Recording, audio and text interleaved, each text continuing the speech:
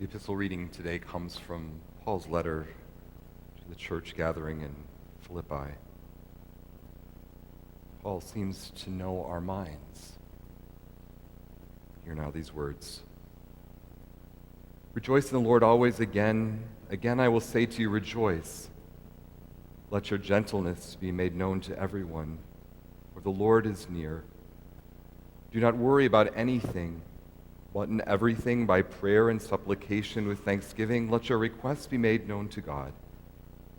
And the peace of God, which surpasses all understanding, will guard your hearts and your minds in Christ Jesus our Lord.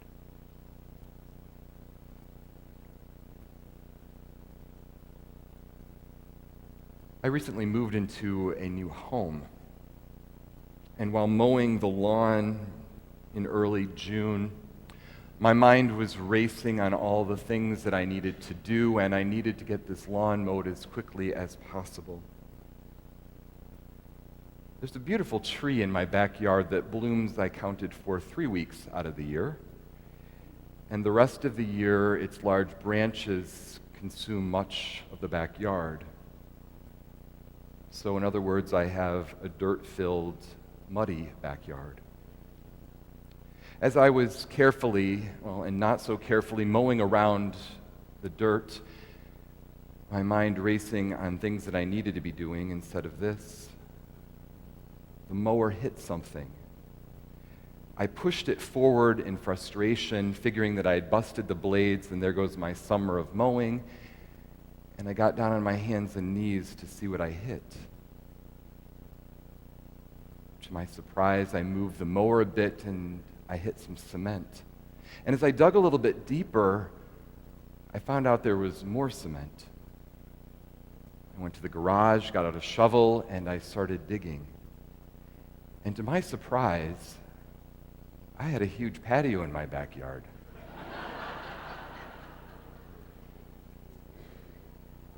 I trimmed the branches back, so now there's, instead of dirt, a nice cement patio in my backyard. It had been there all along.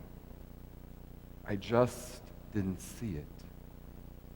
I kept mowing around it in my same routine pattern time after time, never stopping to get curious, never stopping to look to see what was there or to see that backyard in a different way. The mind. The mind is a collection of ideas and dreams and insight. The mind has the capacity to think and to feel and to imagine and to problem solve. The mind can figure out a way to get someone to the moon and back, and yet the mind is consumed with thoughts and anxieties, worries and concerns, fears and doubts that distract us from what is always present. To see that deep connection of the mind, the body, and the spirit. And that is where the psalmist's prayer starts.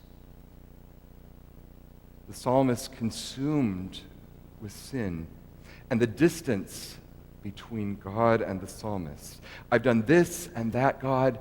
How can you ever find favor with me? How can I ever find favor with you? Get rid of my sin. Scrub it from me. Cast it away from me.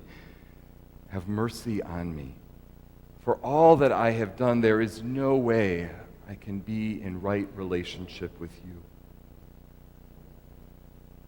But as the psalmist is going on and lamenting verse after verse, there is a significant change toward the end of the psalmist's prayer. The change is so quick and so unnoticed that in a quick breeze by, it just seems like a nice way to end the prayer.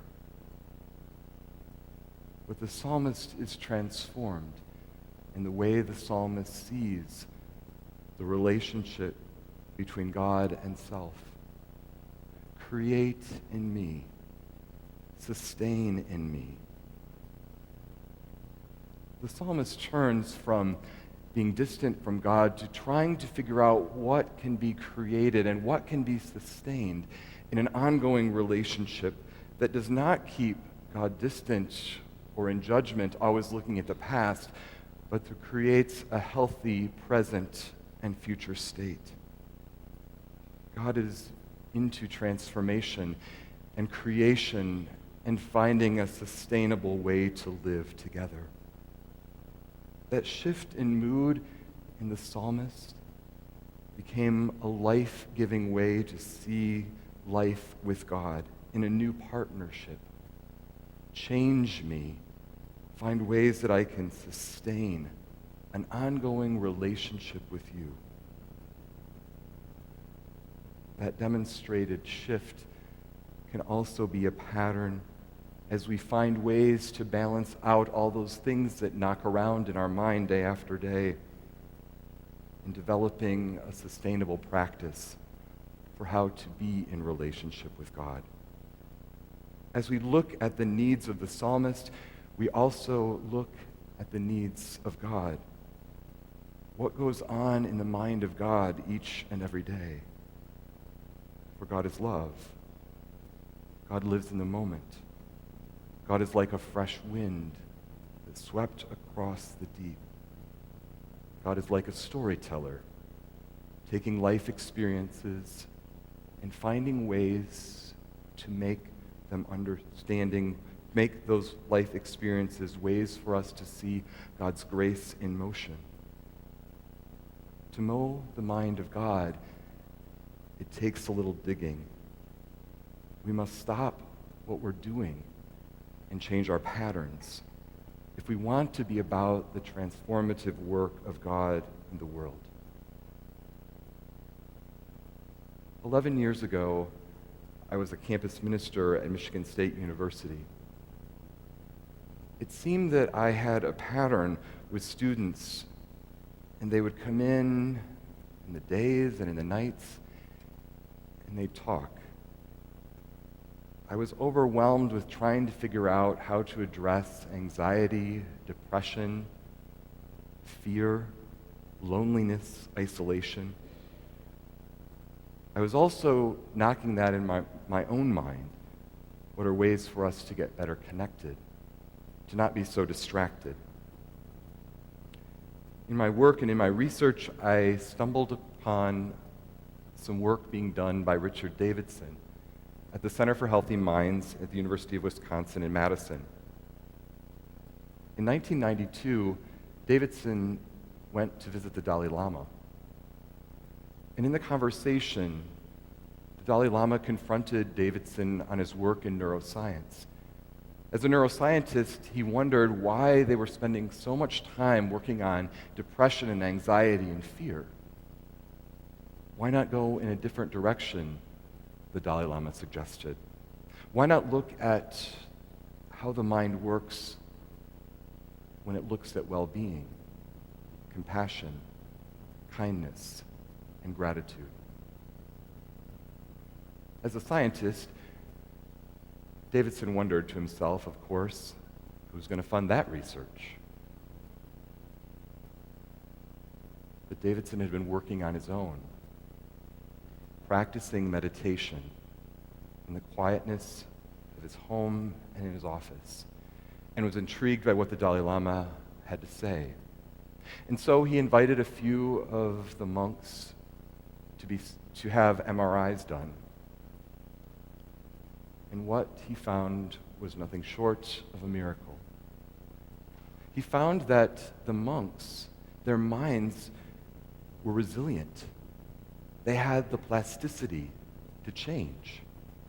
And that the connection between their brains and important organ centers in our bodies were stronger than in others that had been scanned.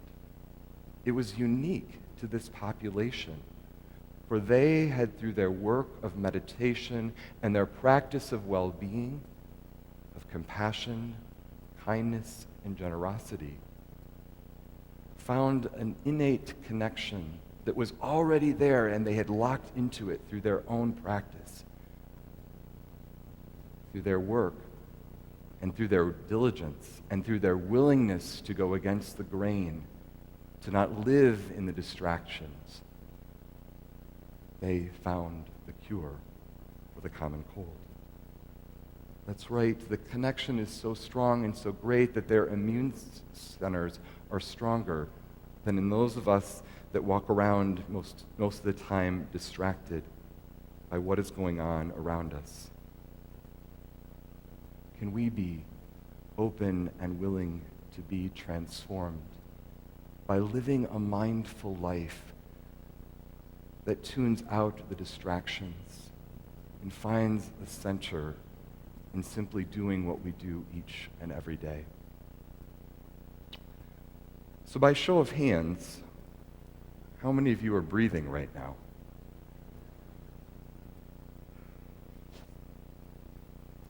I won't ask by show of hands.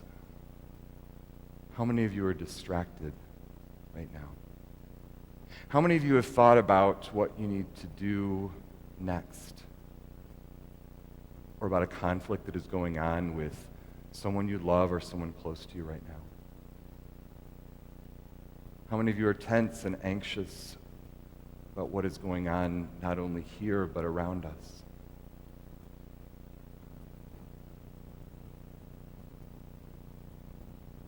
We can't problem solve everything. But since one thing that we're all doing is breathing, let's practice a little bit. Get comfortable. Close your eyes. And just follow me a little bit. Everyone take a deep breath in. And let it go. Deep breath in. And let it go. Imagine your distractions are on a shelf just beyond your reach. And as you breathe in and out, leave it there. As you continue to breathe in and breathe out,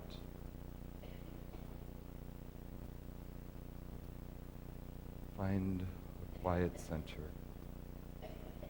in this crowded life we lead. Find room for hope to enter. Find a place where we are freed. Clear the chaos. Clear the clutter. Clear our eyes that we may see all the things that really matter. To be at peace and simply be.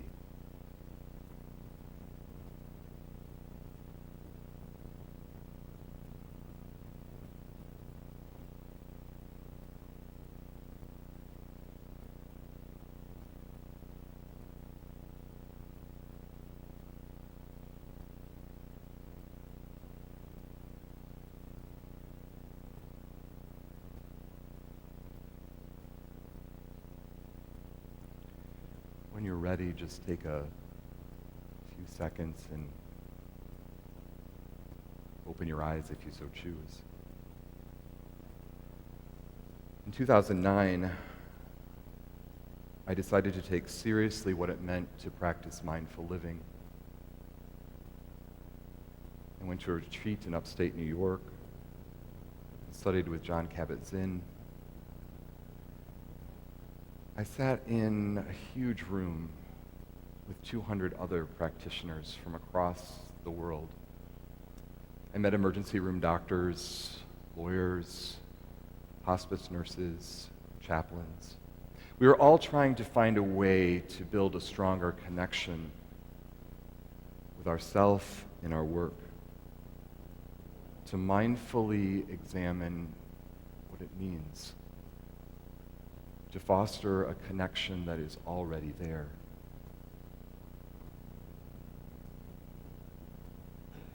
To define mindfulness for me goes beyond a textbook definition, but it's the hardest thing for me to do absolutely nothing. to put everything that consumes my thoughts and my emotions on a shelf and to sit. And then to decide when I'm done sitting and practicing, am I going to pick that up or find a new way forward that creates life in me and a sustainable way to use what I'm always doing, breathing, in a new and different way. The mind-body connection is certainly proven in scientific journals, and we are just beginning to get our hands on the complexity as well as the life-giving nature of curative, restorative ways to heal ourselves.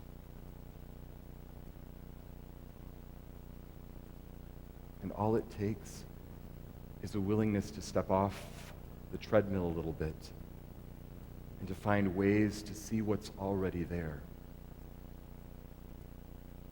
The invitation is yours to pick up what you put on the shelf in the here and now.